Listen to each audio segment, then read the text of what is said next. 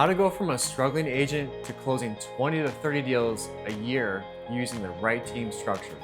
Before this video is over, you're going to understand exactly why you're stuck and have a clear picture of the path that gets you out. If you're a real estate agent in Charleston or Summerville who knows they're capable of more, keep watching. I see you, and I know exactly where you are. You're not lazy, you're not bad at this. You're just stuck at the same number and you don't know why. You're grinding every single day and the needle's barely moving. And the worst part, you don't have anybody in your corner who actually knows how to help you fix it. That's not a talent problem, that's a structure problem. And a structure is something that we can fix. The first thing I do with every single struggling agent, when an agent comes to me and they're off track, the first thing I do is sit down and figure out the standards they're holding themselves to. Not my standards, theirs. Because I can't hold you to what I think you should be doing. I can only hold you what you told me you wanted. Once I know that, I lock in with you and I make sure you hit it. That's where it starts.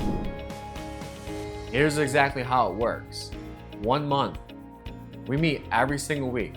No exceptions. We're basically starting over and you need that closeness up front. You need someone checking in, asking the hard questions, making sure you're doing what you said you would do. Month 2. Every week. By now you're building a habit. You're starting to trust the process. You don't need me as much, and that's the point. Month 3, once a month, because at that point, you've got the momentum, you've got the plan, and you're executing. That's it. That's the whole framework. It's not complicated, but it works, because it's built around you, not a cookie cutter program that somebody bought off the internet. But here's the part that most people miss. You've got to invite it in. I'm not going to chase you down. I'm not going to show up at your door. That's not leadership. That's babysitting. But the second you raise your hand and say, hey, I need help. I want to grow.